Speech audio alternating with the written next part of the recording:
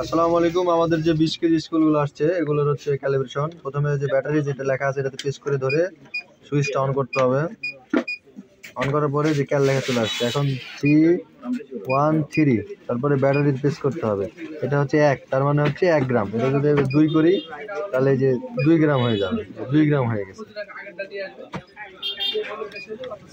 এখন স্কেলটা বন্ধ করে চালু করলে আপনার হচ্ছে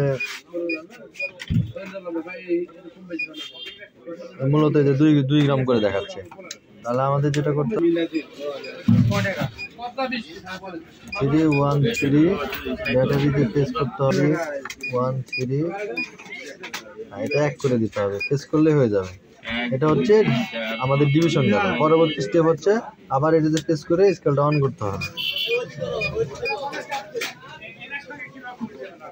312 প্রেস করার পরে এটা কত কেজি স্কেল, এত কেজি। 20 কেজি করলে 30 কেজি করলে যেটা করবেন। সাপোজ আমি যদি এটা আবার লিখলাম, সাপোজ 20 কেজি লিখলাম, ব্যাটারিতে প্রেস করলাম, 20 কেজি স্কেল হয়ে গেছে। আবার সেম ভাবে আপনার আবার এটাতে প্রেস করার পরে স্কেলটা অন করতে হবে।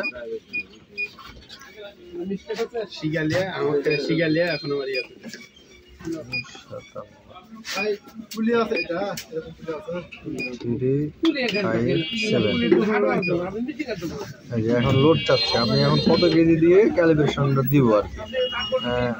যে যত কেজি করবেন এত কেজি লেখার পরে আর কি, লেখার পরে এখানে লোড দেওয়ার পরে আবার এই ব্যাটারি প্রেস করলে হয়ে যাবে।